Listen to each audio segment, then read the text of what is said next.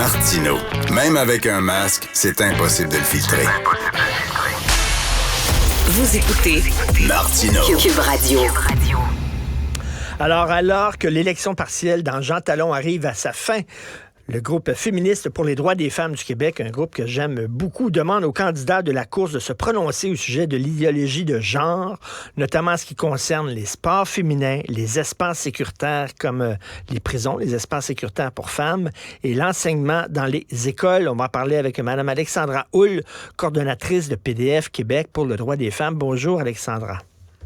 Bonjour, M. Martineau, ça va bien? Ça va très bien. Donc, je me fais tout de suite, en commençant, l'avocat du diable pour les fins de la discussion.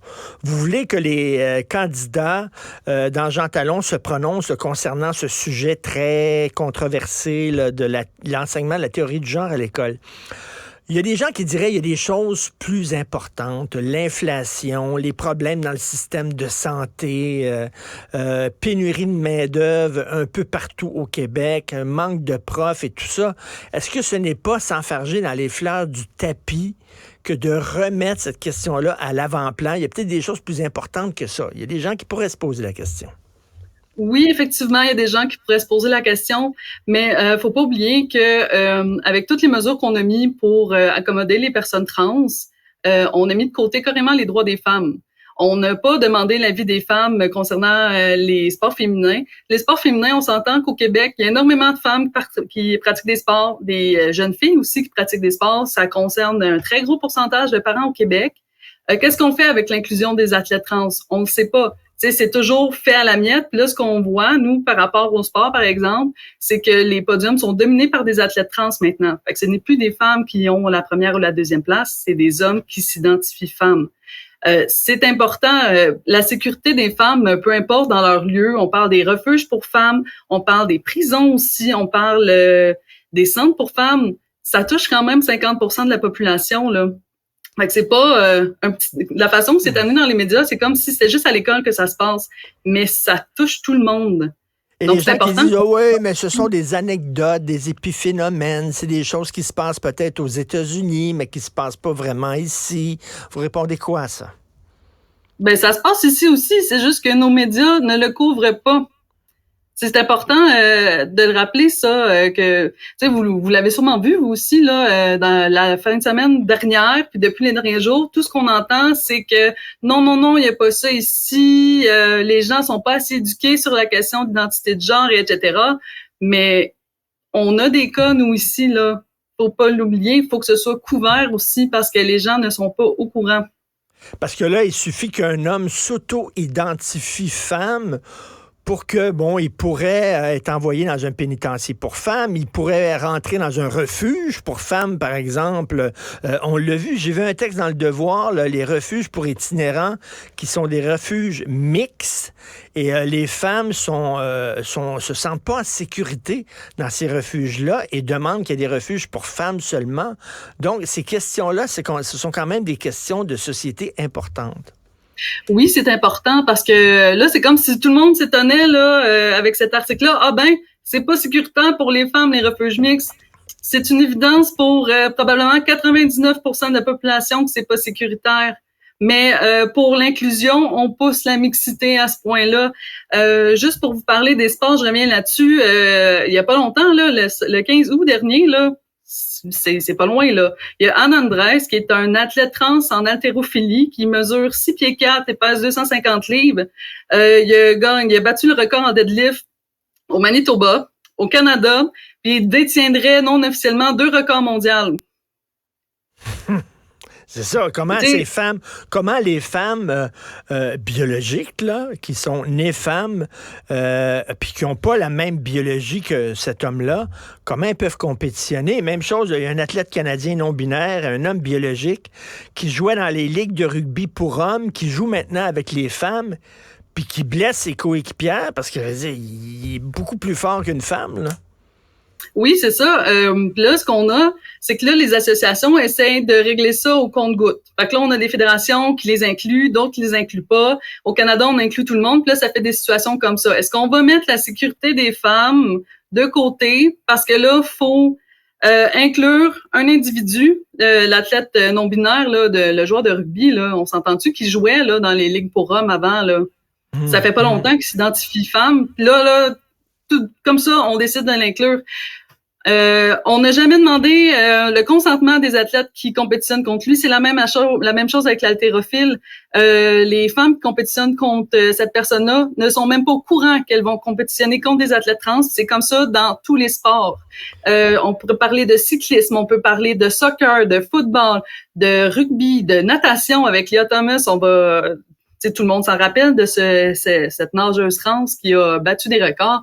Les femmes ne sont pas consultées là-dessus. Elles sont obligées de partager leur vestiaire avec ces athlètes-là. Dans le cas de Lia Thomas, toute l'équipe de natation a reçu une formation de la part de spécialistes LGBTQ pour apprendre à se déshabiller nu devant lui. Parce qu'il faut l'inclure. Non, mais tu sais, vous voyez, oui, je vous le dis, c'est assez incroyable parce qu'on veut tellement tout mettre en place autour de ces personnes-là qui veulent compétitionner avec les femmes qu'on oublie carrément que ça se peut que les femmes autour d'eux ne soient pas d'accord puis qu'elles veulent compétitionner avec un esprit l'esprit de compétition, là, vous savez. Alexandra Houle, ce qui est inquiétant là-dedans, c'est que ça va très, très vite, là, puis on consulte pas la population, puis c'est des changements importants, là, c'est des changements très importants, et on dirait qu'on consulte pas la population. J'écoutais Sophie Lorrain, la comédienne et productrice. Elle parlait des Gémeaux. Puis, vous savez, c'est la première année aux Gémeaux où on avait, il y avait le prix d'interprétation. Avant, c'était meilleur acteur, meilleure actrice. On a dégenré ça. Et elle a dit, on nous a pas demandé, nous autres, là. Nous autres, elle a dit, moi, je suis une comédienne, là. J'aimais ça. Moi, le prix d'interprétation féminine, le prix d'interprétation masculine, parce que c'est pas la même chose. Puis là, on a décidé par en haut, on va tout dégenrer ça, puis jamais on a été consultés. Et c'est l'impression que les gens ont. Oui, ben en fait, c'est ce qui s'est passé, c'est qu'on a tellement voulu accommoder chaque individu qui demandait à être transféré dans une catégorie pour femmes ou même dans une prison pour femmes qu'on oublie qu'il y a des gens qui gravitent autour de ça. Dans une équipe de rugby, il n'y a pas juste un joueur, il y a une équipe. Faut prendre en considération les femmes, là. Pour nous, c'est évident. Mais là, ils ont bon jeu, là, c'est-à-dire ils ont beau jeu, les gens qui ne pensent pas comme vous, en disant il y a eu des manifestations contre l'enseignement de la théorie du genre, et les gens qui étaient contre, il y avait des musulmans radicaux là-dedans, puis des catholiques radicaux. Alors voici vos amis, vous êtes alliés de ces gens-là, vous manifestez à côté de musulmans radicaux qui sont contre les homosexuels, qui sont contre l'avortement. C'est ça, vos alliés. C'est comme ça là qu'on va faire pour vous faire taire. Ben oui, c'est sûr. Nous, premièrement, on n'était pas là à la manifestation mercredi pour des raisons qui sont assez évidentes pour nous. Les personnes qui, justement, ont manifesté, puis je dis pas que c'est tout le monde, il y a des groupes là-dedans qui sont anti-avortement aussi, qui sont contre la loi 21 au Québec, qui manifestent contre la laïcité de l'État. Nous, c'est contre nos valeurs à PDF Québec. Là. Nous, l'avortement, faut que ce soit accessible pour toutes. La même chose pour la laïcité de l'État. Pour nous, c'est important. Puis on n'ira pas là. Mais tous les clans ont des radicaux. C'est comme si, mettons, on disait à la gauche, quand vous manifestez, il y a des Black Blocs qui cassent tout. Alors, vous êtes comme eux autres. Vous êtes comme eux autres. Ben non. Nous autres, on manifeste pour une gauche qui est modérée, sensée. On n'a rien à voir avec les Black Blocs. C'est pas nous autres. Ben, même chose avec vous. Ben, c'est la même chose. Nous, ici, on est là pour défendre les droits des femmes. Nous, on n'ira pas s'allier avec des groupes extrémistes, là. Parce que même si sur l'identité de genre, il y a peut-être des choses qu'on partage, je ne suis pas homophobe, je ne suis pas transphobe, je ne suis pas haineuse dans mon langage. Je crois que c'est important que les personnes trans aient leurs espaces, qu'on puisse les accommoder, puis qu'on puisse les inclure. Mais faut pas que ça se fasse aux dépens des femmes. Faut qu'il y ait une conversation entre les deux. Nous, c'est ce qu'on demande à PDF Québec, c'est qu'on puisse ouvrir la discussion, puis qu'on commence à en parler. Là, ce qu'on a vu dans les derniers jours, dans les médias qui rapportaient les pseudo-spécialistes sur la question, là, parce que, en tout cas, nous, ce qu'on trouve, c'est qu'il y a des choses qui se disent, puis ce qu'on voit quand on fait des recherches, c'est pas la même chose. Ce qu'on nous dit, c'est qu'on manque d'éducation sur le sujet, que si on se pose des questions là-dessus, on est forcément d'extrême droite, ça clôt le débat.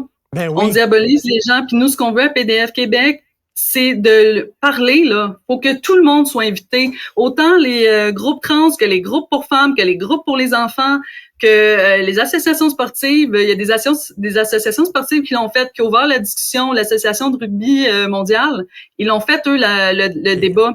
Ils ont invité tout le monde, incluant des philosophes, des éthiciens, des scientifiques, des médecins, des psychologues. Ils ont invité tout le monde, pas juste des groupes militants, là. Pour qu'on puisse... Alexandra Houle, le PQ voulait avoir une commission parlementaire sur cette question. La CAQ a fermé la porte en disant non, il va y avoir un comité de sages. Là, on a appris que c'est la ministre de la Famille, Suzanne Roy, qui va présider le fameux comité de sages. Reste encore, ça va être qui ces sages-là? Là? Ça va-tu être des sages qui sont déjà biaisés? Ça va-tu être des gens qui ont déjà leur idée toute faite? Il me semble qu'une commission parlementaire, ça aurait été mieux. Qu'est-ce que vous en pensez? Bien, je pense que oui, parce que ce débat-là, comme je vous le disais, ça touche pas juste les écoles. Ça touche le ministère des Sports et du plein air. Ça touche la santé. Ça touche, les écoles. Ça touche les familles. Ça touche énormément de personnes. Avec un conseil de sages, qui est-ce qui va siéger dessus? Est-ce que ça va être juste des groupes de militants LGBTQ+, parce que c'est les plus victimes là-dedans? Est-ce qu'on va inviter les groupes de femmes? Est-ce que c'est pas suffisant. Puis même dans les commissions parlementaires qu'il y a eu dans le passé sur le sujet, les groupes qui étaient invités, c'était presque juste des groupes LGBTQ+. Donc la vraie discussion, on l'a jamais eu finalement là. Même si on nous dit que le ministère de l'Éducation a adopté ça en 2016, en 2017 ou en 2018, on l'a pas eu cette vraie discussion là parce que c'était le même groupe militant qui était là. Et Alexandra Houle, les gens veulent avoir cette discussion-là. Les sondages le démontrent. Les gens ont des inquiétudes tout à fait légitimes. Oui. Je dis aux gens là, de lire aujourd'hui dans Le Devoir Jean-François Lisée qui revient sur cette question-là et qui dit, écoutez, les Québécois sont extrêmement tolérants. Ils sont très ouverts. C'est pas ça, ils sont pas transphobes, mais ils ont des inquiétudes et des questionnements légitimes. Il faut les entendre. Oui, c'est très important. Nous, à PDF Québec, depuis quelques mois, on a de plus en plus de parents qui nous contactent, de parents d'enfants trans. Parce que c'est pas parce qu'ils sont haineux ou radicaux ou etc. Là, loin de là. Ils ont fait leur devoir, ils se sont éduqués sur la question. Puis là, plus ils creusent, là, ils regardent ce qui s'est passé dans les autres pays. Je parle en Angleterre, en Suède, en Finlande, pour les traitements qu'on fait sur les mineurs. Là, on voit que ces gouvernements-là sont revenus en arrière parce qu'il n'y avait pas assez d'études qui prouvaient que c'était sûr et sécuritaire pour les enfants d'avoir ce traitement-là. Et les parents se demandent, est-ce que c'est vraiment le choix de mon fils où il n'y a pas une pression sociale ou est-ce qu'il fait ça parce que soudainement il est populaire, parce qu'il veut devenir trans et tout ça? Ce sont des questions légitimes à se poser. Oui, c'est légitime. Ben, tout à fait. C'est pas parce qu'on est fermé et transphobe. Donc, vous allez demander aux candidats, de se prononcer là-dessus. Est-ce que vous avez eu des réponses ou... Non, on n'a pas de réponse. Mais... On espère en avoir. C'est sûr que c'est un sujet qui est important. Puis comme vous dites, tout le monde veut qu'on en discute ensemble. Oui. En discuter ensemble, ça veut pas dire qu'on veut enlever des droits aux personnes trans. Pas du tout. On veut en discuter pour justement arriver à des compromis puis à voir comment qu'on peut vivre ensemble. Parce que ça touche tout le monde. Mais Mme Alexandra Houle, lorsqu'on connaîtra là, qui va siéger sur le comité des sages qui va être présidé par la ministre de la Famille, on s'en reparlera. Parce que j'ai bien hâte de voir qui va siéger sur ce comité-là, qui va les choisir, ces gens-là aussi. Et j'ai hâte de voir si le Québécois ordinaire vont se reconnaître, si les femmes vont se reconnaître là-dedans, si on va avoir une voix. Bref, merci beaucoup Alexandra Houle, coordonnatrice de PDF Québec pour les droits des femmes. Bon travail, merci. Merci beaucoup.